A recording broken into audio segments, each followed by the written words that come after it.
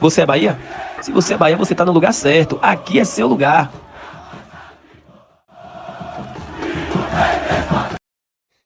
Fala, nação tricolor, fala tricolindos e tricolindas, fala torcedor e torcedora, final da penúltima rodada da fase de grupos da Copa Libertadores da América e a coisa ficou apertada pro Bahia, viu? Vou explicar para vocês aqui tudo o que aconteceu e possibilidade única do Bahia para a última rodada da Libertadores. O que é que pode acontecer com o Bahia? Oitava de final?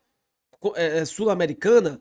Vamos fazer um rápido explicação aqui para vocês e eu te pergunto. Até agora, eu não sei explicar como é que o Bahia perdeu para o time do Nacional.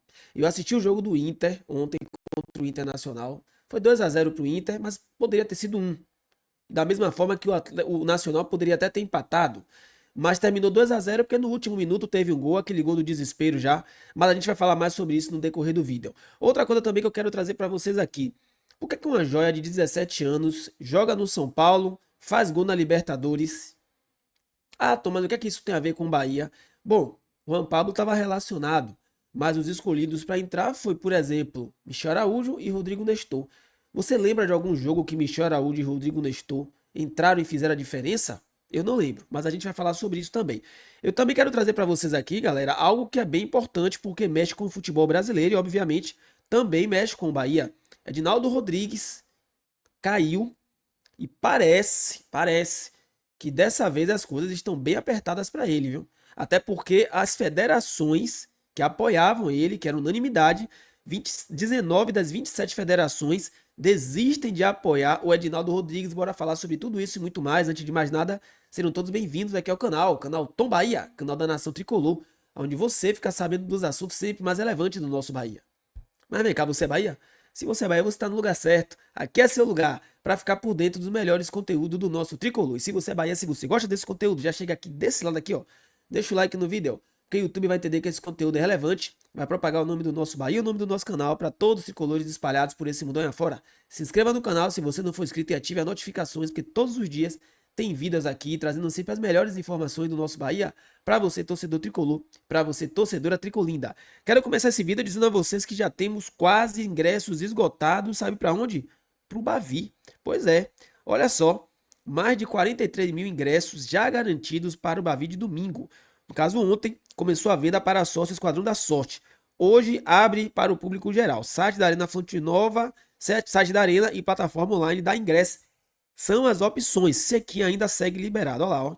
Dia 18/5, Bavi, mais de 43 mil ingressos já garantidos. Daqui a pouco eu vou voltar essa parte de Sene, porque eu quero colocar isso aqui para vocês, ó. Check-in liberado já para Bahia e Paysandu pela Copa do Brasil. Check-in aberto para o jogo da próxima quarta-feira, valendo vaga nas oitavas de final da Copa do Brasil e com preços promocionais. Sócio Esquadrão da Fonte tem 3 opções. Dia 21/5, terceira fase, jogo de volta. Lembrando que o Bahia ganhou o jogo de ida. Acredito que é um jogo para o Bahia também rodar o elenco, viu?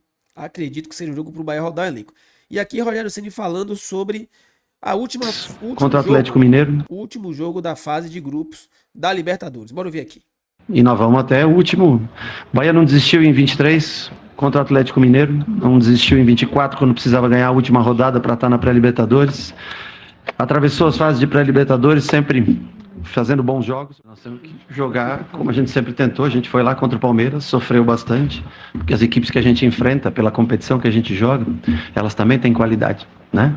Eu acho que talvez o pecado nosso foi a derrota para o Nacional em casa. Os últimos 30 minutos, foi acho que os 30 minutos que nós não jogamos bem a competição.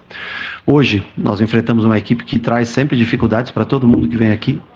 E contra o Inter nós vamos continuar dentro da nossa maneira de jogo, como nós enxergamos. O Inter foi competitivo contra a gente jogando em Salvador. Nós precisamos também ser competitivo contra o Inter, aproveitar melhor, criar as oportunidades, aproveitar melhor, tentar fazer o gol. Porque são todos jogos grandes. Nação Tricolor, você que está me assistindo nesse momento, qual é o seu sentimento? Você acredita que o Bahia ainda consegue se superar, ganhar do Internacional e classificar para as oitavas de final? Coloca nos comentários aí. Ou você acredita que o Bahia vai acabar indo mesmo para a Sul-Americana? Porque a Sul-Americana, assim, olhando pela fase de grupo, é o mais provável. É o mais provável porque o Bahia tá jogando fora de casa. No caso do Bahia perder para o Internacional ou empatar. Se o Bahia vencer o Inter, o Bahia está classificado. A conta é muito fácil. Atlético Nacional já garantido nas oitavas com 9, Inter com 8, Bahia com 7 e o Nacional com a derrota para o Internacional está fora. O que é que tem em jogo aqui? Bahia e Internacional lutam pela segunda vaga do grupo para as oitavas de final. E o Nacional vai jogar contra o Atlético Nacional, podendo ainda, quem sabe, caso o Bahia perca para o Internacional, tentar a Sul-Americana. Só que, ó, ele vai ter que tirar um saldo de gol aqui grande, tá? Então, o jogo do Bahia contra o Internacional vai decidir prioritariamente quem vai para as oitavas de final da Copa Libertadores, porque a outra vaga já está com o time do Atlético Nacional. E aí eu faço aquela pergunta que eu fiz no início do vídeo. Até hoje, eu não sei explicar como que o Bahia perdeu para esse time do Nacional do Uruguai aqui. Um jogo totalmente controlado, um jogo nas mãos do Bahia, e simplesmente eles tiveram uma pane futebolística, entregaram um jogo totalmente tranquilo, totalmente ganho, digamos assim. A classificação do Bahia pode ter ido embora ali. Grande chance. Agora, uma coisa eu tenho que dizer para vocês também. Eu achei que o jogo do Atlético Nacional seria mais difícil do que o jogo contra o Inter. O que eu achei está acontecendo. Eu tinha poucas esperanças que o Bahia ganhasse do Atlético Nacional lá, mas contra o Inter eu acho que é um jogo mais acessível, menos difícil, digamos assim. Mas vamos aguardar para ver o que acontece, porque a esperança é a última que morre, tá? Bom, galera, bora falar agora aqui sobre Edinaldo Rodrigues. Edinaldo Rodrigues caiu e parece que dessa vez para voltar vai ser difícil. Eu vou explicar a vocês rapidamente o que aconteceu aqui, ó. Justiça afasta Edinaldo Rodrigues da presidência da CBF.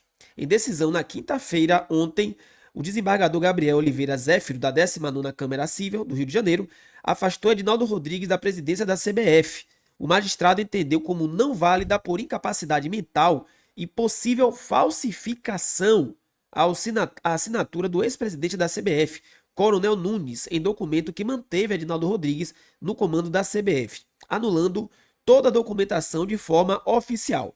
A capacidade mental do coronel está em dúvida desde 2018, quando foi diagnosticado como portador de câncer no cérebro, escreveu o desembargador na decisão a qual a ESPN teve acesso. De tal forma, em obediência ao que foi determinado pelo STF, declaro nulo o acordo firmado entre as partes, homologado outrora pela Corte Superior, em razão da incapacidade mental e de possível falsificação de assinatura de um dos signatários, Antônio Carlos Nunes de Lima, conhecido como Coronel Nunes Lima. Com isso, Zéfiro ordenou que Rodrigues seja destituído do cargo, com Fernando Sarney, que era um dos seus vices, assumindo o comando da entidade de forma interina. Outra coisa, Sarney terá que convocar novas eleições o mais rápido possível, de acordo com a ordem da segunda instância da Justiça Fluminense. Ou seja, eles têm, se eu não me engano, uma semana para poder chamar uma nova audiência, para poder colocar um novo presidente, novas eleições para poder colocar um novo presidente. Ronaldo Fenômeno nessa hora deve estar dando risada, né? E outra coisa, 19 de 27 federações desistiram de apoiar Edinaldo Rodrigues e anunciam busca por chapa única para virar página na CBF. Ou seja, aquela situação de unanimidade a favor de Edinaldo Rodrigues, o jogo virou, viu? Parece que dessa vez realmente não vai ter escapatória para Edinaldo Rodrigues, não. Parece que não vai ter escapatória. Bora lá, bora seguir o nosso giro de notícias. Agora eu quero trazer para vocês o seguinte. Você sabe quem é essa joia de 17 anos aqui, ó? Garoto da base do São Paulo, de 17 anos. Garoto da base estreia com gol na Libertadores. Na última noite da quarta, ontem, ficará marcado para sempre na vida de Luca. Aos 17 anos, o garoto estreou profissionalmente pelo São Paulo e deixou sua marca no empate por 1-1 com o Libertad pela fase de grupos da Conmebol Libertadores. Esse Luca, que vocês estão vendo aqui, ele tem 17 anos. Ah, Tom, mas o que é que tem a ver com o Bahia? Bom, o nosso querido Juan Pablo, que é jogador da base do Bahia, uma promessa da base do Bahia, e ele, inclusive, já fez jogo pelo time profissional, tá aí Juan Pablo, jogador de seleção brasileira de base também. Ele estava no banco de reservas contra o time do Nacional. Mas Rogério Ceni optou por colocar Rodrigo Nestor e Michel Araújo no jogo. E aí eu pergunto a vocês, qual foi o jogo que Michel Araújo e Rodrigo Nestor, qual foi o jogo que eles entraram e fizeram a diferença para o time do Bahia? Sinceramente, eu particularmente, eu colocaria Juan Pablo no jogo. A gente precisava fazer gol, a gente precisava ganhar, a gente precisava agredir o adversário. E Michel Araújo e Rodrigo Nestor, sinceramente, não agridem absolutamente ninguém. Eu falo isso com tristeza, porque eu queria que esses dois jogadores chegassem aqui no Bahia e jogassem muita bola. Mas não estão jogando. Eu não posso chegar aqui e mentir. E aí, no jogo decisivo, ele não coloca o Juan Pablo, que estava no banco de reservas. Aí você pega o São Paulo, o menino estreia no profissional, numa Libertadores, e mete gol. O São Paulo estava perdendo por 1-0, com um jogador a menos. Ele foi lá, fez uma jogadaça e fez um golaço.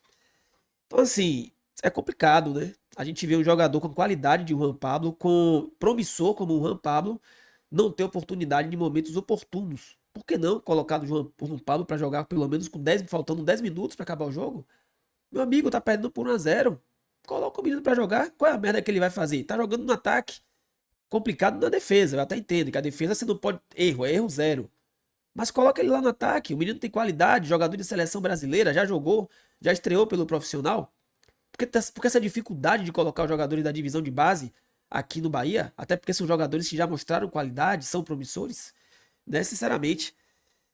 Só o Rogério Ceni para explicar. É isso, nação. Vou finalizar por aqui. Tamo junto. Você é Bahia? Você tá no lugar certo. Fui. Você é